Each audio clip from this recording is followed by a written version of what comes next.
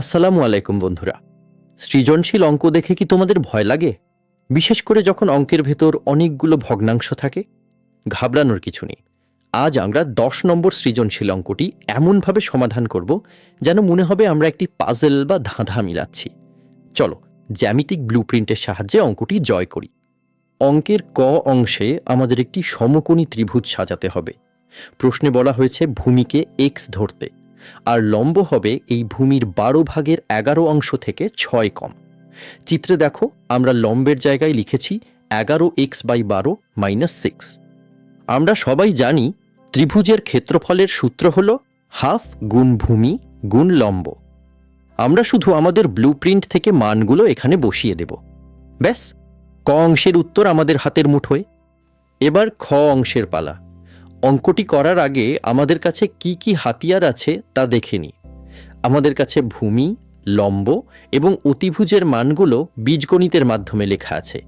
এই 3টি মানই হবে আমাদের পরবর্তী ধাপের মূল চাবিকাঠি। সমকোণী ত্রিভুজ মানেই আমাদের বন্ধু পিথাগোরাস, তা সেই অমর সূত্র ভূমি স্কোয়ার প্লাস লম্ব স্কোয়ার সমান অতিভুজ স্কোয়ার। এই একটি সূত্র দিয়েই আমরা আজকের পুরো মিশনটি সফল করব। চলো আমাদের স্পেসিফিকেশন প্যানেল থেকে মানগুলো সূত্রে বসিয়ে দিই। বন্ধুরা, বড় বড় ভগ্নাংশ দেখে ভয় পেও না, আমরা খুব ধৈর্য ধরে এগুলোকে ভেঙে ফেলব। এখন আমরা a-b² সূত্র ব্যবহার করে ব্র্যাকেটগুলো খুলে ফেলব। দেখো, খুব সাবধানে প্রতিটি পদ আমরা আলাদা করে লিখেছি যেন কোথাও ভুল না হয়। নিচে 144 দেখে কি অঙ্কটি কঠিন মনে হচ্ছে? একটি ছোট্ট ট্রিক দেখো। আমরা পুরো সমীকরণকে 144 দিয়ে গুণ করে দেব।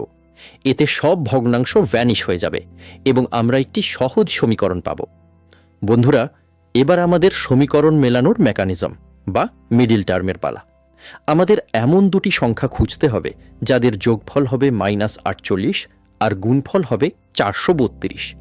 আমাদের পাজলের সেই ম্যাজিক সংখ্যা দুটি হল -36 এবং -12। হিসাব শেষে আমরা এক্সের দুটি মান পেলাম, 36 এবং 12। অভিনন্দন, আমরা ভূমির দৈর্ঘ্য খুঁজে বের করেছি এবং আমাদের খ অংশ সফলভাবে শেষ হল। এবার গ অংশে বলা হয়েছে ভূমিকে 12 ধরতে। ভূমি 12 হলে আমাদের লম্ব হবে 5 আর অতিভুজ হবে 13। দেখো, আমরা আমাদের ব্লুপ্রিন্ট আপডেট করে একটি পূর্ণাঙ্গ ত্রিভুজ পেয়ে গেছি।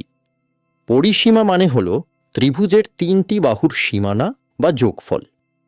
12, 5 এবং 13 যোগ করলে আমরা পাই 30 সেন্টিমিটার।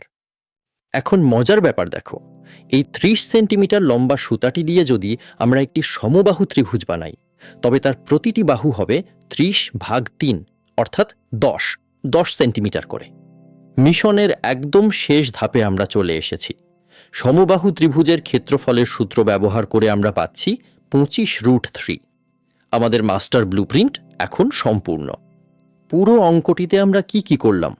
প্রথমে সমীকরণ বানালাম, তারপর পিথাগোরাসের সূত্র দিয়ে মিডল টার্ম করলাম এবং শেষে পরিসীমা রূপান্তর করে উত্তর বের করলাম। তোমরা এখন এই অঙ্কের মাস্টার। বন্ধুরা, পরীক্ষার খাতায় ঠিক কিভাবে গুছিয়ে লিখতে হবে তা শেষ দুটি স্লাইডে দেওয়া আছে। তোমরা সুন্দর করে এটি নোট করে নাও। ক্লাসটি ভালো লাগলে বন্ধুদের সাথে শেয়ার করো আর সাবস্ক্রাইব করে আমাদের সাথেই থাকো। ধন্যবাদ সবাইকে।